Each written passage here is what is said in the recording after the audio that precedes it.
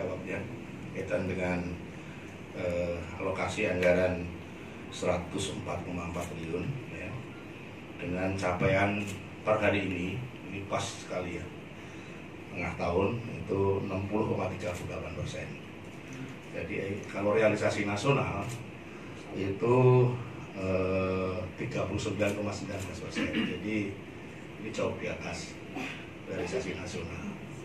Nah, yang 104,4 triliun tadi itu khusus ya, itu sebenarnya naik dari DIPA yang sebelumnya. Jadi perencanaan kita 62,7. Kalau tahun lalu 58,9. Ini naik, kita ada tambahan lagi alokasi anggaran.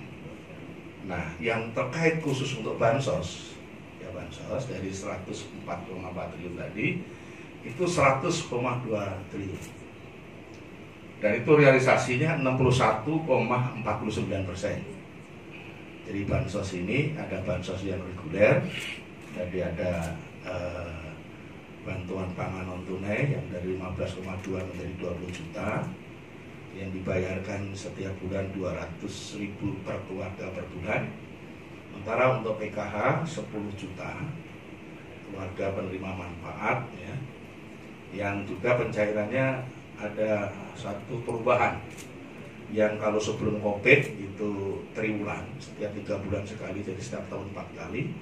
Setelah dengan COVID ini setiap bulan ya, setiap bulan. Dan rata-rata untuk bantuan sosial yang paling tinggi, karena ini sistemnya kan non-plan, itu 10.800.000. Kalau dibagi 12 bulan tentu tinggal membagi 12 bulan, kakek akan menerima bantuan yang setiap bulan. Sementara yang paling kecil 900.000. Dan kemudian ada bansos secara khusus ya, bansos yang sifatnya non reguler. Jadi bansos ini diberikan ketika pandemi COVID ya, spontan diberikan. Dan kemudian ada 2 skema. Yang pertama tadi Pak Dirjen Pangan Pak sudah menyampaikan, ada bansos tunai 9 juta untuk 3 bulan, setiap bulan 600.000, sehingga anggarannya 16,2 triliun. Sementara yang bansos sembako itu untuk 1,9 juta keluarga di Jabodetabek selama 3 bulan, setiap bulan menerima nilainya 600.000, disalurkan bansos sembakonya itu setiap bulan 2 kali. Jadi anggarannya 3,4 triliun. Jadi kalau kita sudah ya mencapai ya 60,38%, saya kira tidak lambat. Dan kita memang ya sudah mengagendakan, sudah merencanakan sesuai dengan rencana kerja anggaran kita untuk bansos khusus COVID-19 itu, sebagaimana laporan Bapak Menteri Sosial ya kepada Bapak Presiden ya, insya Allah nanti ya jadwalnya akan berakhir di tanggal 15 Juli. Dan kami meyakini sebelum tanggal 15 Juli itu akan selesai semuanya menjadi 100%. Itu yang perlu kami sampaikan, bahwa kita dalam melaksanakan program termasuk juga untuk refocusing ya kegiatan dan realokasi anggaran untuk COVID-19 kita juga melakukan di lingkaran Kementerian Sosial.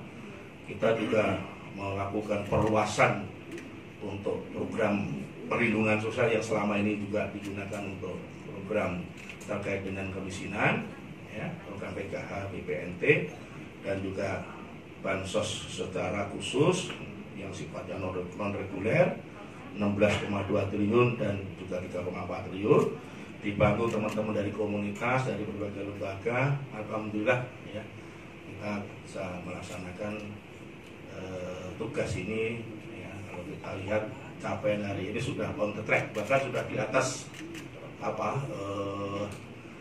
rata-rata di atas ekspektasi kita sebenarnya. Tapi ini tentu kita tidak puas. Nah, kita ingin lebih cepat lagi sehingga kita banyak melakukan terobosan. Terobosan yang pertama kita lakukan adalah terkait dengan bansos sembako ya. Kita sudah meningkatkan vendors untuk yang menyediakan sembako. Ya, dari awalnya 5 vendor sekarang sudah 23-25 vendors ya. Dan itu tuh sudah kita lakukan, bahkan kita sekarang itu sudah masuk di tahap sudah selesai tahap kelima, tinggal sedikit lagi kita akan masuk ke tahap keenam. Dan kita juga memperbanyak menambah transporter untuk pengantaran.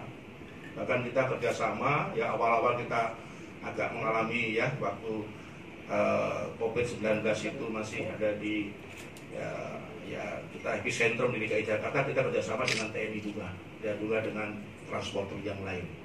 Alhamdulillah kita sudah akan menyelesaikan waktu ini. Sementara yang BST juga sama, kita juga melakukan terobosan. Jadi kita untuk yang terkait dengan daerah-daerah sulit, ya terpencil, terluar, terisolir, klaster 3, Pak Menteri sudah memberikan arahan bahwa kita akan menyalurkan 3 tahap sekaligus. Kita minta kepada PT Pos untuk menambah loket-loket penyaluran untuk mempercepat pendistribusian pembagian bansos sosial tunai ini. Kemudian juga menambah titik-titik penyaluran, menambah durasi waktu, dan itu kita sudah bisa lihat ya, yang hari ini kita sudah akan mengakhiri yang tahap kedua dan akan masuk ke tahap ketiga. Bahkan tahap ketiga sudah mulai lihat untuk yang bansos tunai ini. Inilah yang dapat kami sampaikan, sehingga apa yang kita lakukan ini adalah sebagai bentuk dari sense of crisis, maka kita lakukan percepatan. Kita banyak sekali terobosan kita lakukan. Ini kita tidak kerja secara biasa, tapi ini kerja yang sudah ekstra. Ya. Pak Menteri bersama jajaran Eselon 1 hampir setiap mungkin 3-4 hari itu setiap minggu turun ke lapangan untuk memastikan bansos-bansos ini bisa segera cepat diterima, sambil kita terus menyempurnakan supaya ada ketepatan dan juga prinsip akuntabilitas. Terima kasih sudah nonton. Jangan lupa like, subscribe, dan share ya.